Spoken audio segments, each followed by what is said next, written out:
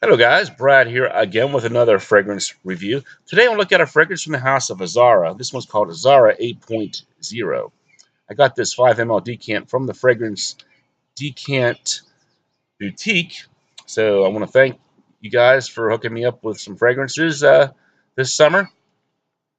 Now, I finally did have a chance to get to a Zara fragrance boutique this past fall. I was up there on vacation and was in Cleveland. Met up with Jason from 860 Cologne, and I tried some of the fragrances there, and I didn't buy any, but I think Zara has a reputation for being more of a cologne house. Definitely, the fragrances have sort of that mall fragrance appeal to them.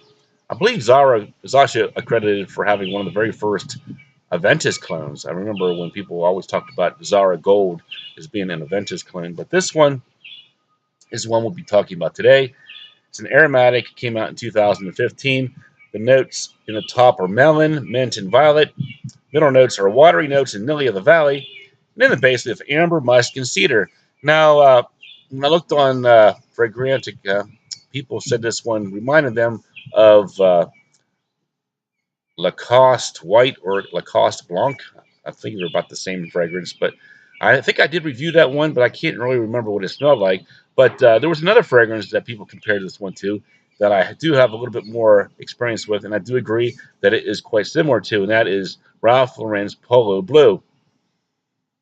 Now, Polo Blue, I used to have some samples of that one. I really enjoyed it while I had it, and certainly wouldn't mind having a bottle of that one. You know, just like an aquatic melon scent.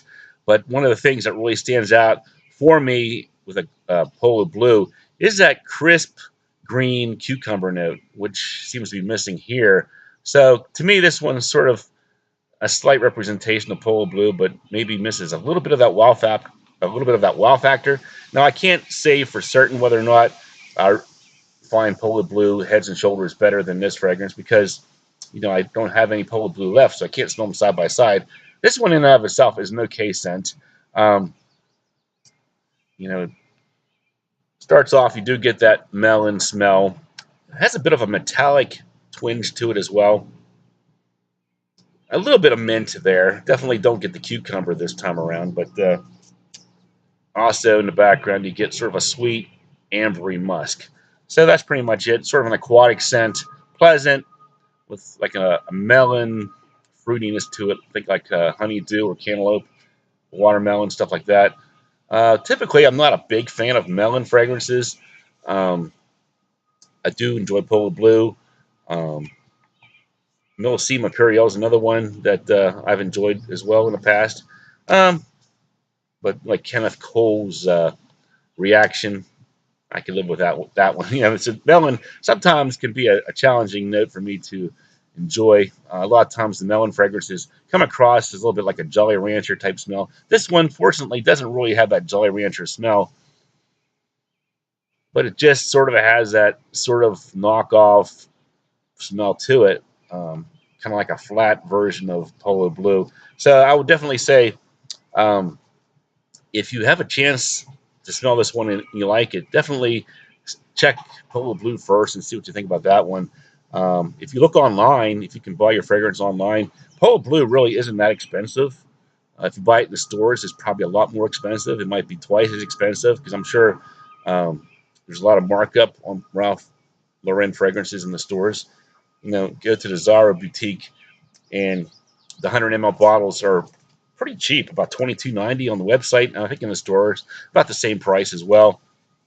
So, if you're at a Zara boutique and you just need a cheap pickup, this one's okay. If you like your melon aquatic type scents, kind of a sweet, musky scent with a little bit of a minty melon type edge to it, it's okay. Personally, I don't think I would buy it. I think this one does favor the youthful generation out there. Don't recall getting any compliments on this one at work. But let me get into some final scores. The smell, I'll give it 6 out of 10. I think I would say Polo Blue is slightly better in the smell department. Can't say side by side, but just based off of scent memory, I'm going with Polo Blue.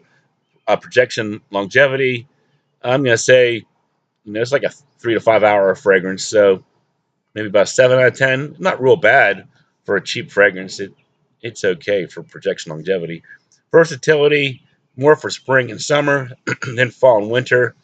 Uh, could probably wear it year round. I think aquatics tend to be relatively versatile, and this one doesn't come across as overly citrusy or summery, but definitely does favor those two seasons.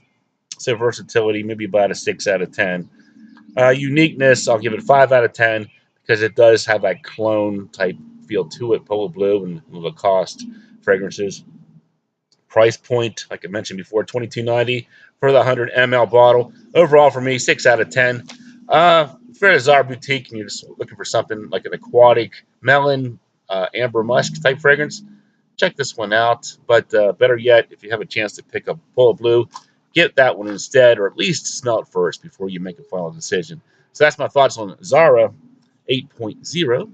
Hope you enjoyed my review, and I'll talk to you later.